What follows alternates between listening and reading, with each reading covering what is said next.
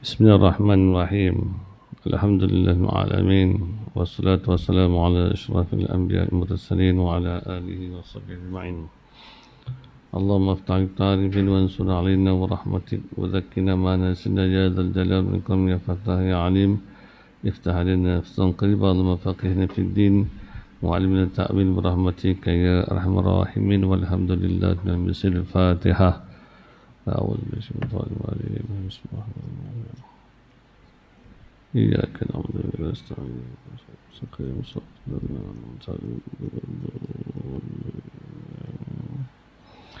بسم الله الرحمن الرحيم. نود التعليم والتعليم والتذكر والتذكير ونفع الاستفادة وعيسى لتصبح بكتاب الله بسم رسوله ودعا إلى الهدى ودلالة على خير بقول الله مرضاته وكربه وثبه سبحانه وتعالى. Muka surat 88.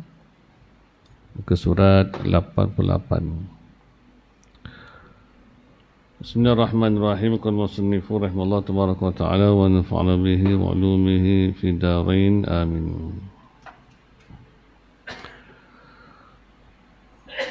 Perjalanan menuju kesempurnaan.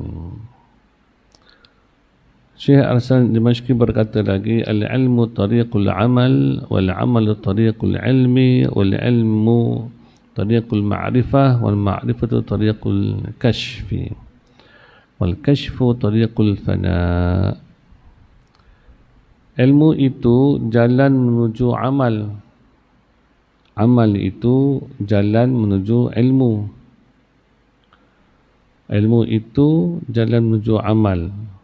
Amal itu jalan menuju ilmu. Ilmunya mana pula tu?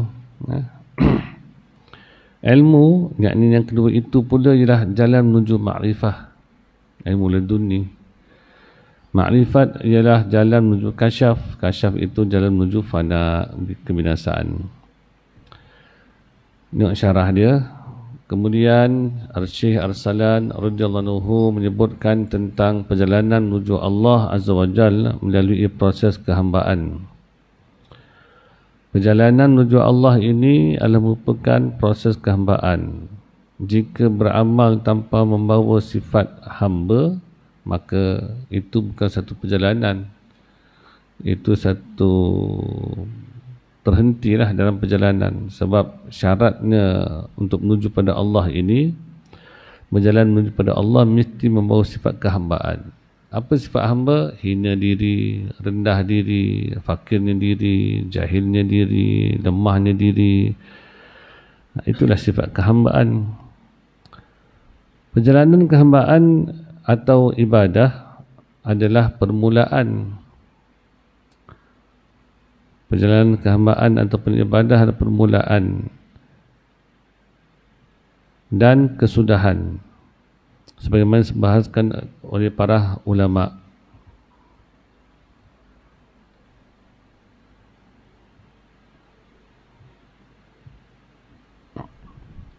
Permulaan jalan ibadat ialah ilmu kasbi. Ilmu kasbi ini ataupun ilmu yang perlu diusahakan untuk mendapatkannya dengan jalan menuntut ilmu dan belajar seperti kita ini. Dipanggil apa? Ilmu kasbi.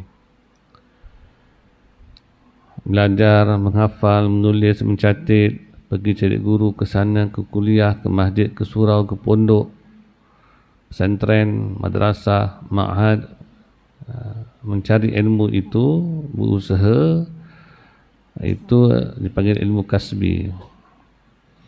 Ilmu yang dimaksudkan ialah ilmu fardu ain ataupun yang wajib dipelajari oleh setiap muslim, iaitu ilmu tauhid, ilmu fiqh, ilmu tasawuf. Ilmu tersebut sebagai pedoman kepada amal ketaatan. Kalau nak taat pada perintah Allah, kena ada ilmu, tahu macam mana jalan ceritanya, jalan nak beramal tu macam mana. Dalam pengetahuan tuan-tuan, kita memiliki rumah, kereta ataupun tanah, kena zakat ke tidak? Soalannya itu. Tuan-tuan ada kereta, nak kena keluar zakat tak? Ataupun tanah, walaupun tak banyak, cuma 100 ekar je tanah tu, Wajib zakat ke tidak? Rumah,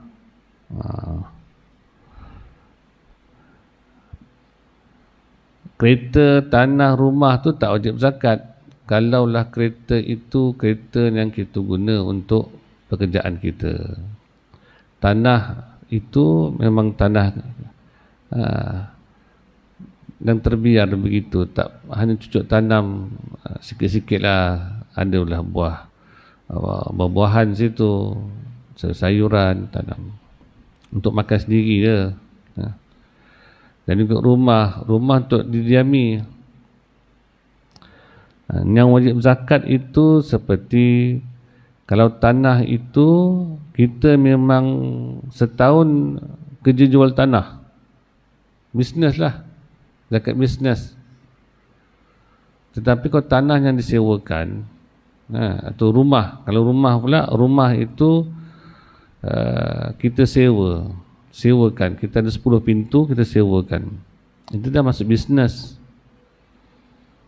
keluar zakat bisnes. Adapun kalau kita jual rumah tu tak nak duduk dah, dari rumah baru terjual, adakah wajib zakat? Tak wajib zakat, sebab kita menjual rumah, jual tanah pusaka, itu tak wajib zakat. Tetapi kalau kita memang kerja menjual sebagai satu bisnes, pekerjaan kita menjual tanah, beli tanah, jual tanah, beli rumah, jual rumah, itu baru keluar zakat, zakat bisnes, zakat tijarah. Kadang-kadang orang awam tu macam-macam masalah, baru jual tanah, baru jual rumah, dapatlah 700,000. Timbul masalah, orang kata zakat ke tak? Tak wajib zakat. Tetapi kalaulah 700,000 tu disimpan selama setahun, ini zakat simpanan kita. Kiaskan kepada emas perak lah, simpan emas perak selama setahun, keluar zakat. Jadi kena tahulah ilmu fiqah macam mana, ilmu tauhid, ilmu tasawuf, yang mana ilmu-ilmu ini adalah merupakan ilmu yang membawa seorang itu boleh beramal dalam ketaatan. Ilmu adalah pemimpin kepada amal, sebagaimana disebut oleh para ulama. Tanpa ilmu, amal tidak bermakna kerana tidak dapat dipastikan kesahihannya. Nak tahu sah ke tak semayang ni, nak tahu sah ataupun tidak, kena ada ilmu dah. Kalau ikut tak sah. Contoh, imam semayang 4 rakaat isyak, lepas 4 rakaat dia pun bangun rakaat kelima. Makmum belakang tu mungkin ada berbagai-bagai keadaan. Pertama, imam bangun, dia pun bangun. Yang kedua ni pula, dia yang bangun tu dia tak tahu berapa rakaat, dia ikut je. Yang kedua tu pula, dia tahu imam dah tambah rakaat dah cukup, tapi dia ikut juga. Orang pertama dia ikut, dia tak tahu. Yang ni dia tahu, sedar, dah 4 naik 5, dia ikut juga. Orang ketiga pula, dia tahu imam dah tambah 5 rakaat, dah jadi 5 rakaat, dia duduk bawah tu, disebut subhanallah. Orang keempat pula, dia tahu imam dah terlajak, tetapi dia ambil jalan mufarakah terus. Orang ketiga subhanallah, dia tunggu imam. Daripada 4 ini, keadaan ni, siapakah yang sah dan siapa pula yang batal? Yang pertama itu, dia pun lara jugalah, sama dengan Pak Imam. Rasa-rasa 3-4, Pak Imam ambil 3, tambah 1 rakaat. Makmum yang pertama ni dia mengikut saja, sembahyang sah. Untunglah kalau lara tu. Yang kedua ni pula, dia dah memang yakin dah, ini sebenarnya dah 4, tapi tak apalah, imam ni pun ustaz mengajar fiqah pula tu. Ustaz mengajar fiqah, dia tahu hukum, tapi hati lalai, semua orang hati lalai, termasuk ustaz. Maka dia pun ikut juga. Yang ni batal. Sebab apa? Dah yakin tahu 4 tapi nak ikut juga naik 5, kan batal tambah 5. Yang nombor 3 ni, dia tak batal, dia cuma tunggu. Dia sebut subhanallah, imam tak nak ikut cakap dia, sebab imam pegang pada keyakinan dia. Sah, sepanjang imam sah, sebab dia pegang pada keyakinan dia. Maka dia pun tengok subhanallah, tak duduk, tunggulah, tunggu dalam tasyahud akhir. Nanti apabila imam nak beri salam, dia pun beri salam. Ada pergolongan yang nombor 3 ni sah. Yang nombor 4 ni pula,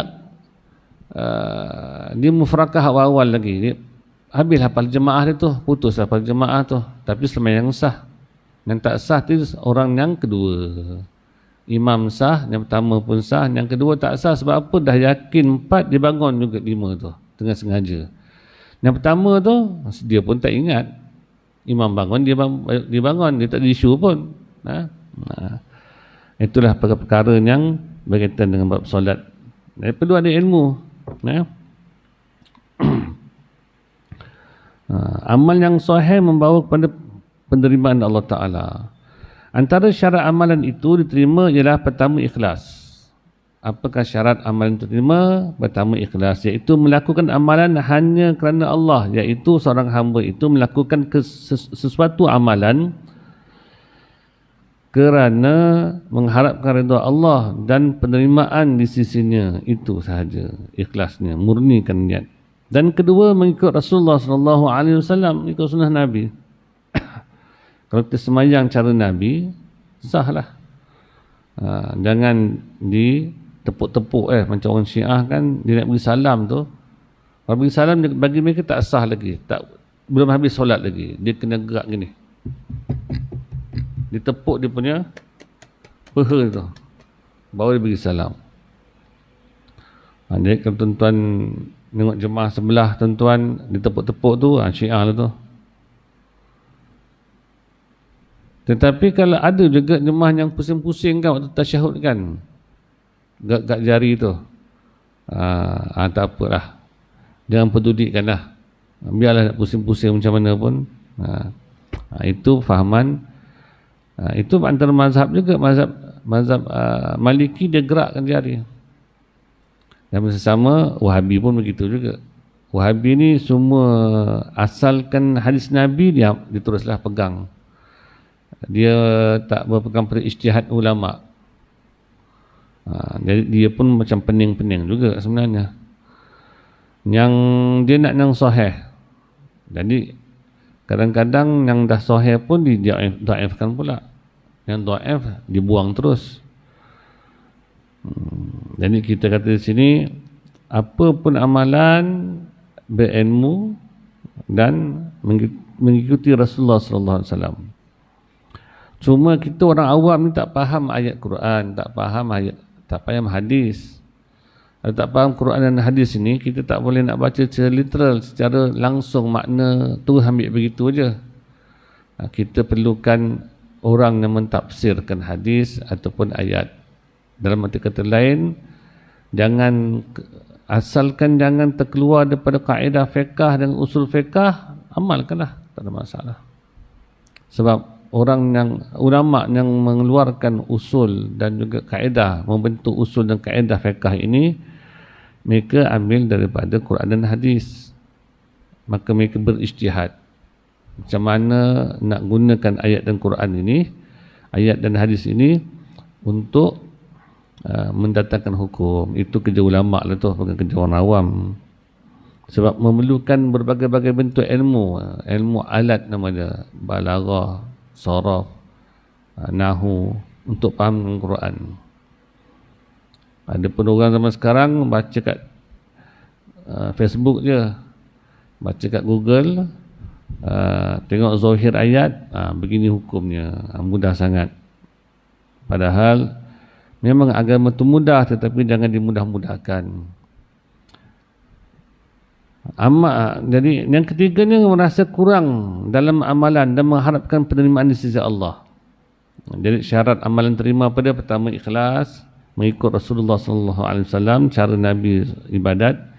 Dan ketiganya merasa kurang dalam amalan dan mengharapkan penerimaan di sisi Allah Ta'ala. Mesti ada harapan kita di sini, engkau terimalah ya Allah amalan ni. Amal ketaatan terima pula ialah jalan menuju kepada ilmu laduni. Sebab itu dalam matan tadi sebut ilmu itu jalan menuju amal. Amal itu jalan menuju ilmu. Ilmu yang kedua itu pula adalah jalan menuju makrifat. Itu ilmu laduni atau dipanggil ilmu wahbi. Ilmu pemberian. Tanpa guru. Dia faham sendiri. Itu. Macam haiwan pun banyak yang dapat ilmu laduni. Ayam pertama kali menetaskan anak, pandai. Pertama kali bila dia bertelur, kemudian siapa ajar dia tentang nak mengeram telur tu. Lepas tu nanti dapat anak, dia pun kurung anak tu. Pandai pula dia patuk ulat, anak pun datang. Kalau ilmu binatang dalam laut pula, udang contohnya. Badan dia pun serupa dengan karang, batu-batu. Sampaikan dia boleh ambil, dia potong rumput dalam laut tu, rumpai, nanti letak kat kepala dia. Ambil perlahan. Jadi nak selamatkan dirinya daripada diganggu oleh musuh, pemangsa. Selamatkan diri. Siapa ajar dia? Dia pun pandai sendiri. Anak binatang lahir-lahirnya, kalau anak manusia, ibu angkat bawa ke puting. Anak kambing, pernah nampak kambing lembu angkat anak dia? Tak ada. Tapi anak tu pandai pula cari kat puting susu ibu, isap terus. Tu nampak. Ilmu mana tu? Ilmu laduni, ilmu tanpa guru namanya. Ilmu tanpa guru. Begitu juga setengah hamba Allah yang bertakwa, bersih, suci hatinya itu diberikan ilmu laduni, ilmu kefahaman. Mendengar guru mengajar satu poin, tetapi dia dapat kembangkan poin tu. Mana dapat tu? Ilmu laduni tu namanya. Ilmu sisi Allah Ta'ala. Allah yang berikan kefahaman. Iaitu pengenalan tentang hakikat-hakikat yang tersembunyi daripada panca indera. Antaranya adalah ilmu tentang hakikat kehambaan diri. Adab kehambaan. Itu ilmu tu macam mana boleh jadi adab kehambaan. Hakikat kehambaan diri. Dia tahu dia tu hamba. Hamba tak sewajarnya cakap, mengeluh tentang takdir sebab aku ni hamba. Dia dapat perasaan itu. Itu siapa yang ajar tu? Allah Ta'ala. Adab kehambaan. Kenapa sampai wali tu ada setengah wali, tak semua. Dia tak berdoa. Kenapa dia tak berdoa? Kerana yang dia faham, yang dia rasai, Allah itu tidak pernah tidak memberi. Dia nak minta apa lagi? Yang banyaknya Allah beri pun belum sempat disyukuri. Nak minta apa lagi? Itu kan kefahaman dia. Kefahaman seorang ahli makrifat. Kita tak perlu nak petikaikan sebab bukan level kita tu. Dia dah tersingkap, hijab. Merasai betapa malunya dengan Allah Ta'ala. Sebab Allah itu amat baik, maha baik kepada hamba-hambanya. Sihat, diberi kekuatan untuk beribadat. Sakit, dihapuskan dosa, dinaikkan darjat, diberikan pahala. Ni apa yang tak baik daripada Allah Ta'ala? Semuanya baik. Kita kalau diberi kambing dengan taik kambing, kita ambil apa? Daging kambing lah. Taik kambing kita tak nak. Tetapi secara tak sedar, taik kambing tu ada manfaat untuk buat baja. Ada je. Cacing, tanpa cacing tanah tu tak subur. Ada cacing, tanah tu subur. Lepas tu pula dia dah suburkan tanah, orang ambil buat umpan pula. Adanya manfaat. Babi tu haram, tapi dikarenakan dia tu haram dan antara binatang membahayakan di hutan tu, kena babi tunggal ya, bahaya tu, sondol orang tu, maka disunatkan bunuh babi. Jadi bila disunatkan bunuh babi dapat pahala lah. Tapi babi yang tak ada lesen lah je. Babi yang duduk dalam kandang ada lesen pemeliharaan tu, tuan-tuan yang membunuh. Itu dengan tuan-tuan sekali masuk dalam tu nanti. Kalau kambing, kalau babi jumpa dalam hutan, nak masuk kita punya tanaman, merosakkan tanaman kita, itu boleh bunuh. Antaranya adalah ilmu tentang hakikat kehambaan diri, adab kehambaan, hakikat kehidupan, hakikat sebahagian sifat-sifat ketuhanan dan penjelmaannya dalam kehidupan. Semua ilmu tentang hakikat sesuatu itu membawa kepada mengenal Allah dalam perhubungan kehambaan kepadanya. Semua ilmu. Belajar ilmu fiqh, dia boleh membawa kepada mengenal Allah. Belajar ilmu tasawuf, apatah lagi, tauhid, apatah lagi. Belajar tafsir, belajar nahwu, belajar matematik pun boleh menjadi jalinan kepada ma'rifatullah. Semua ilmu tentang hakikat sesuatu itu membawa kepada mengenal Allah dan perhubungan kehambaan kepadanya. Ma'rifatullah. Mengenal Allah membawa pada kasyaf. Kasyaf tu iaitu pembukaan tabir antara hamba dengan Tuhannya, iaitu menyaksikan Allah dengan penyaksian yang hakiki melalui mata hati yang sudah disucikan. Jadi kasyaf-kasyaf yang dikendaki di sini dalam bicara tasawuf ialah kefahaman. Mata hati menyaksikan, yang memahami semua inilah perbuatan Allah. Semua inilah kehendak Allah. Itu kasyaf itu yang kena tu. Bukan kasyaf boleh baca hati orang, boleh melihat orang terseksa dalam kubur, boleh tahu apa yang akan berlaku akan datang. Itu bukan kasyaf, itu yang kena. Siapa inginkan seperti itu adalah perkara yang tertipu, ditipu daya oleh nafsu sendiri. Kita tak perlu membaca apa yang akan berlaku akan datang. Hadap je, hari ini punya takdir hadap. Hadap.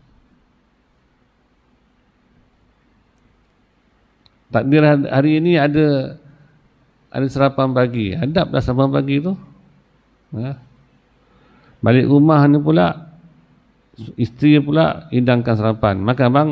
Oh, saya dah makan surau dah.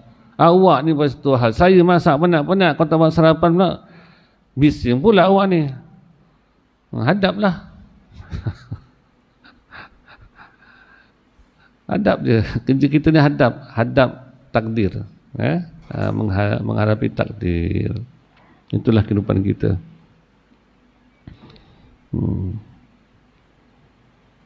Minyak naik, minyak turun. Dapat subsidi, kena tarik subsidi. Hadap, gitu. Elok-elok pegang jawatan, lepas pilihan raya hilang jawatan. Hadap, gitu. Tak perlu nak membaca bila Imam Mahdi nak keluar, bila nak berlakunya kiamat, bila Yahudi nak mati, nak kena bunuh, bila Donald Trump nak hancur. Tak perlulah. Kita hadapi dia setiap saat tu, tersingkap hijab kita melihat kehidupan ini, maka kita beriman dengannya. Hadap saja. Niat mengenal Allah membawa pada kasyaf, iaitu membuka tabir antara hamba dengan Tuhan, iaitu menyaksikan Allah dengan penyaksian yang hakiki melalui mata hati yang sudah disucikan. Kasyaf ataupun penyikapan takdir membawa kepada fana, dah terlihat hakikatnya semua perbuatan Allah, kehendak Allah, jelmaan daripada sifat-sifat Allah. Suami bawa masuk makanan dalam rumah, isteri pun melihat makanan, ingat Ar-Razzaq.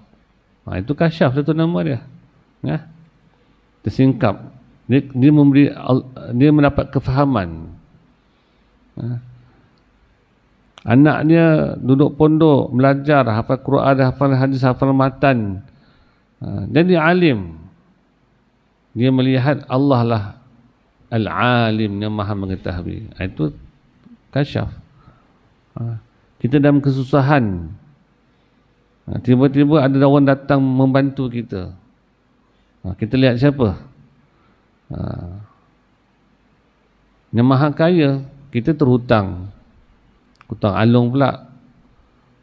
Dah lah dia punya bunganya tinggi. Satu hari 100 juga, 10 hari dah masuk 1000. Kalau setahun, itu yang bergadang nyawa tu. Disimbahnya cat, syarat darah tu, kononnya tu. Tiba-tiba ada orang turun lamsamkan, bayar lamsam tu kita punya hutang kita tu. Tuan-tuan lihat siapa? Lihat orang itu ke, ataupun lihat Allah Ta'ala yang membantu? Yang maha kaya membantu kita, Nasir, penolong, pembantu. Jadi yang kena tu kasyaf itulah. Kita sakit.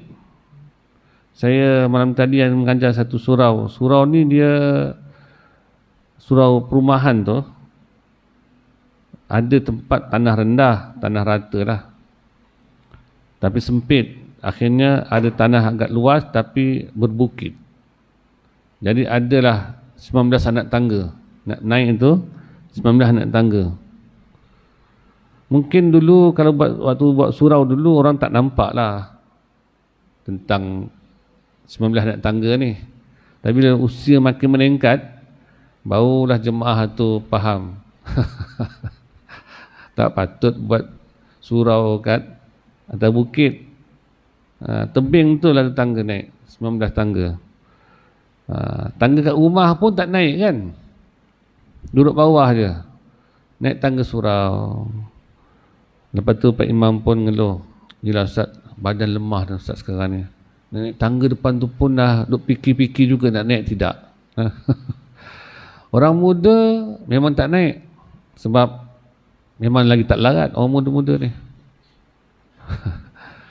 Rupanya sakit-sakit tu boleh larat naik, itu pun itulah bantuan Allah, ya.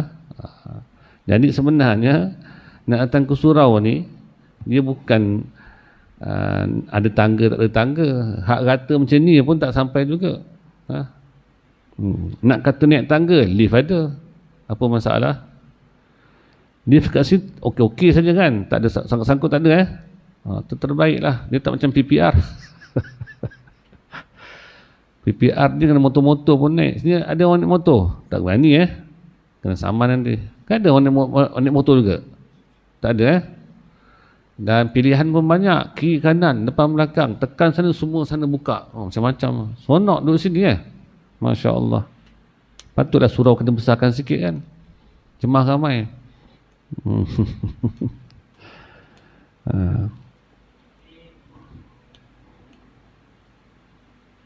Rupa-rupanya semuanya kehendak Allah Ta'ala perjalanan hidup ini. Jadi yang kita lihat siapa dia? Yang kita lihat Allahnya, jangan lihat diri. Dan pendidikan tasawuf ni, beramallah sebanyak apa pun, jangan pernah melihat diri beramal. Ini semuanya anugerah. Kita hanya mensyukuri dan berterima kasih pada Allah Ta'ala dengan penuh rendah diri dan malu kepada Allah, kerana Allah itu tidak pernah tak memberi, tidak pernah buat buruk dengan kita. Itu sakit tu macam mana? Sakit tu pahala, sakit tu darjat dinaikkan, sakit itu dosa diampunkan. Jadi apa yang tak baik? Semuanya baik. Kalau orang yang kita sayangi meninggal, sayang sangat isteri kita ni, meninggal isteri kita, sebab nak dapat orang perempuan zaman sekarang ni pun payah. yang pandai masak, pandai melayan, kemar rumah, berlembut dengan suami. Ingat senang dapat ke perempuan macam tu? Kalau ada, order lah kat Shopee kalau ada lah. Payah. Yang ada tu, penat lah bang. Kita duk fikir dah 2 minggu ni, penat macam mana ni, aku ni apa hal ni. Ni yang kena prostat nanti. Dah lama tak makan. Hidang pun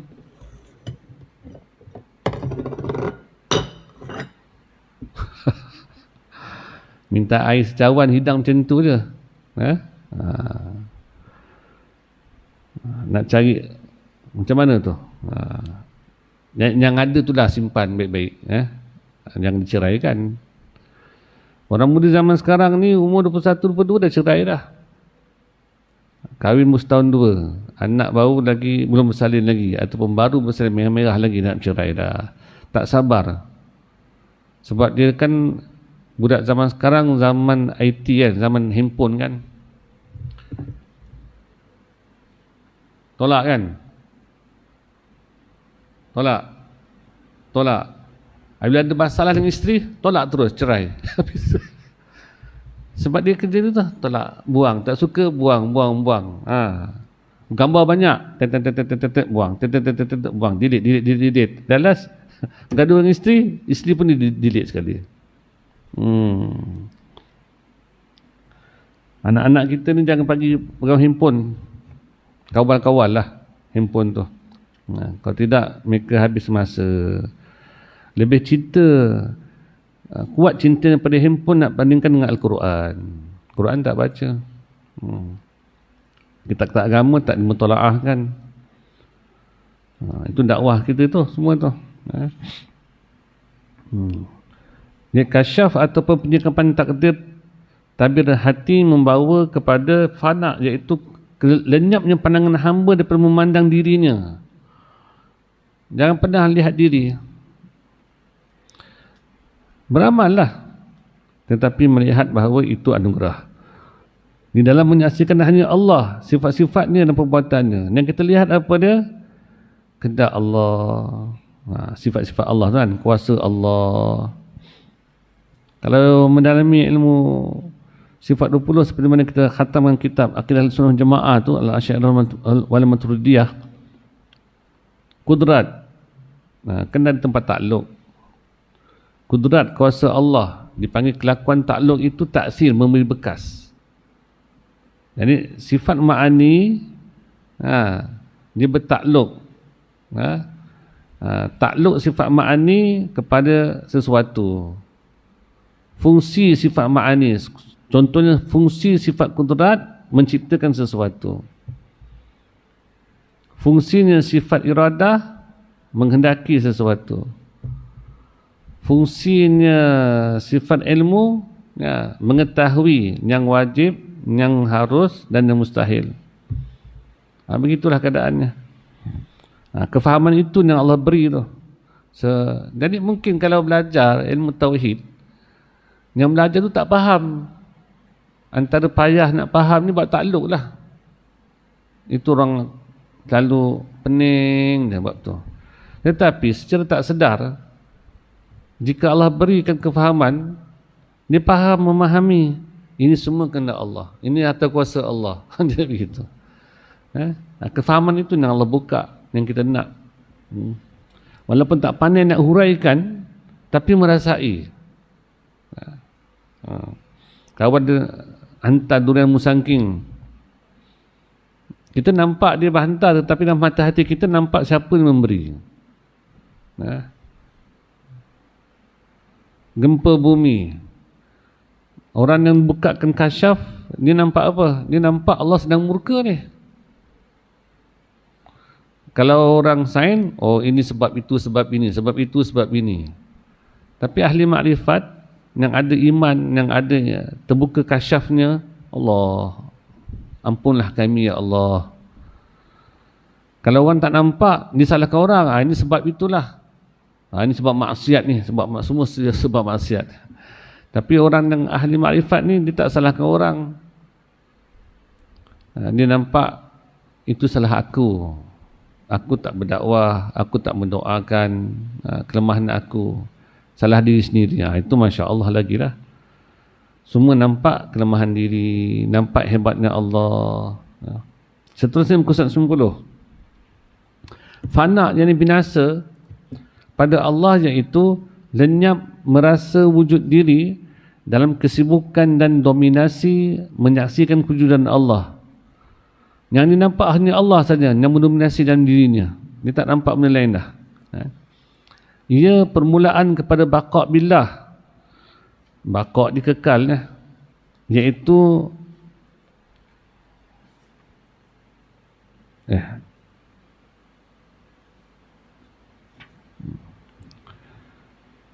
iaitu menyaksikan wujud diri yang tidak terpisah daripada wujud ilmu, kehendak dan kuasa Allah. Wujud kita ini dia tidak berpisah dengan ilmu Allah, kehendak Allah, kuasa Allah. Kalau tanpa Allah yang hidup, kita takkan ada. Kalau tanpa Allah yang berilmu, kita takkan tahu. Kalau tanpa Allah yang berkehendak, kita tidak akan menghendaki. Kalau tanpa Allah yang berkuasa, kita tidak akan dapat lakukan apa-apa. Jadi apa yang kita buat ini selama ini adalah semuanya sebab wujudnya Allah, hidupnya Allah, ilmunya Allah, kehendaknya Allah dan kuasanya Allah. Sampai kepada maksud dan tujuan perjalanan. Syekh As-Salim Dimashq berkata lagi, ma salluhta lana wa fika baqiyatun lisiwana. Kamu tidak layak untuk kami, sedang pada kamu masih ada bahagian yang tersisa kepada selain kami. Maksudnya apa di sini? Kemudian Syekh Arsalan membahaskan tentang hakikat fana, hapus, binasa seorang hamba di hadirat Allah. Apabila berada depan kekasih, binasa. Macam orang nama cinta lah, kekasih nama Laila. Orang beri salam pun, Assalamualaikum ji, Laila. Tengok saja handphone, ingat Laila. Baca Quran, ingat Laila. Sembahyang, ingat Laila. Zikir pun Laila, Laila, Laila. Mabuk kan, mabuk cinta. Tetapi bila empunya badan itu, nama-nama Laila itu berdiri di depannya, dan tak sebut lagi Laila, indah kelu, termenung, terpaku. Itu fana namanya. Terus dalam batin saja merenung. Fana itu merangkumi fana al-iradah, lenyap kehendak, langsung tidak ada kehendak diri. Dan fana asyuhud, lenyap dan penyaksian. Dia tidak melihat kehendak dirinya lagi setelah duduk dalam kehendak Allah. Dia tidak lagi menyaksikan dirinya setelah dia melihat, dia menyaksikan wujudnya Allah. Itu nama fana. Fana ni bukan jalan tak pakai seluar. Dia fana ni. Dulu rajin datang surau berjemaah ni, zikir-zikir ni. Tiba-tiba keluar, bila keluar tak pakai seluar, dia kata, ni dah fana dia ni. Bukan fana, itu gila. Gila. Fana ini, dia tidak meninggalkan syariat. Dia masih bekerja, berbuat malas sesama manusia. Bila orang perli, tak berasa. Orang memuji, tidak terangkat. Itu fana tu. Dia hanya melihat celaan datang daripada Allah. Orang memuji datang daripada Allah. Sihat daripada Allah. Sakit daripada Allah. Untung, rugi daripada Allah. Itu fana. Dia tak terkesan lagi dengan apa yang berlaku. Fana itu merangkumi fana al-iradah. Maka kehendak dia nak kaya, Allah tak izinkan. Dia pun menerima dengan baik. Dan fana al-syuhud, lenyap dan penyaksian, tidak melihat, melainkan melihat Allah sahaja. Tidak melihat wujudnya diri, tetapi melihat wujudnya Allah. Tidak melihat kehendaknya diri, tetapi melihat kehendak Allah. Kamu tidak sesuai untuk mencapai kesempurnaan perhubungan dengan Tuhanmu selagi mana masih tersisa dalam hatimu keinginan kepada selainnya. Kalau nak itu, nak ini, hatta nak syurga, takut neraka, nakkan pahala, nakkan kekuatan, nakkan istiqamah. Tetapi melupakan dia, Allah Ta'ala, maka belum lagi sampai makrifat itu. Kamu tidak sesuai untuk mencapai kesempurnaan perhubungan dengan Tuhanmu selagi mana masih tersisa dalam hatimu keinginan kepada selainnya, selain Allah. Kita sebenarnya murid, namanya muridullah, orang yang menghendaki Allah, maka Allah sahaja, tiada lain, syurga pun tidak, pahala pun tidak. Ini kerana keinginan adalah tanda kesetiaan dan kecintaan. Seseorang yang mencintai sesuatu pastilah dia akan menginginkannya. Seseorang yang setia dalam cintanya pasti ia hanya ingin kekasih yang cintainya. Itu hakikat sebenarnya lah. Kalau betul-betul nak kena Allah, cintakan Allah, dia tetap meletakkan keinginannya di bawah keinginan Allah. Leburkan keinginan diri, duduk menerima dengan taat, dengan setia dalam kehendak Allah. Jika kamu masih mencintai selain Allah sebagai cinta selain Allah, bukan sebagai cabang kecintaan kepada Allah, maka kamu tidak layak mendapat cinta Allah. Cinta Allah adalah kepada orang yang menjiwai makna tauhid cinta, iaitu mencintai Allah dan mencintai selainnya kerana Allah. Jadi kita boleh cinta pada isteri, pada anak, pada guru, pada jiran tetangga, sahabat anda yang rapat, boleh. Tetapi jadikan cinta kepada mereka itu sebagai cabang cinta pada Allah. Kerana Allah, cinta pada sahabat, cinta pada isteri, cinta pada anak, cinta pada guru sebagai cabang cerita, dia cabang mencintai Allah Ta'ala. Di samping mencintai Allah, kita juga mencintai cabang-cabang itu untuk sampai pada Allah juga. Ar-Syekh Arsalan berkata, setelah itu فَإِذَا حَوَّلْتَ الْسِوَى أَفْنَيْنَاكَ عَنْكَ فَصَلُّحْتَ لَنَا فَأَوْدَعْنَاكَ سِرَّنَا. Jika kamu buang, yakni daripada diri kamu, akan selainnya, maka kami akan lenyapkan kamu daripada diri kamu, selain kamu, lenyapkan kamu daripada diri kamu sendiri, maka barulah kamu layak untuk kami. Dan siapa nak mendekati Allah, ingin menjalinkan hubungan dengan Allah, lenyapkan diri. Bermakna jangan pernah melihat diri dalam beramal, dalam apa juga. Kita diberi ujian, malapetaka, kita pun mengatasinya dengan usaha kita. Jangan. Yang menyelamatkan kita daripada malapetaka Allah Ta'ala, bukan daripada teori kita ataupun usaha kita.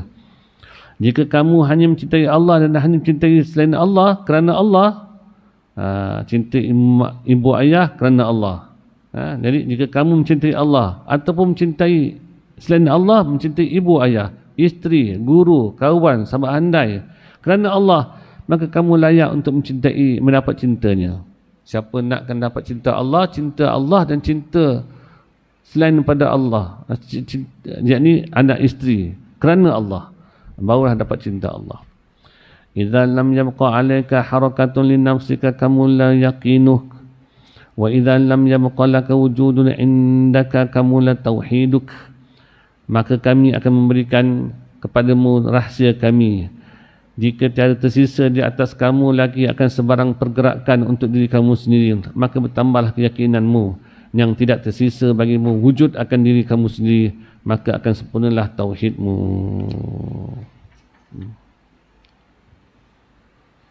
Iaitu tidak menyaksikan wujud diri secara sendiri dan bebas daripada Allah, lalu kamu menyaksikan kebersamaan Allah dalam setiap gerakmu, dan kamu menjadikan Allah sebagai tujuan setiap gerak dan tindakan. Kalau kita tegur anak, marah anak, jadikan ianya sebagai hubungan dengan Allah. Kita marah kerana Allah. Didik rotan anak kita pun kerana Allah juga. Sebab ada syarat suruh rotan kan, anak 10 tahun tak nak solat, rotan. Tak nak puasa, rotan. Rotan dengan syarat-syarat rotan lah. Bekerja kerana Allah. Menikah kerana Allah. Tambah lagi kerana Allah. Tambah lagi kerana Allah. Tambah yang keempat pun kerana Allah.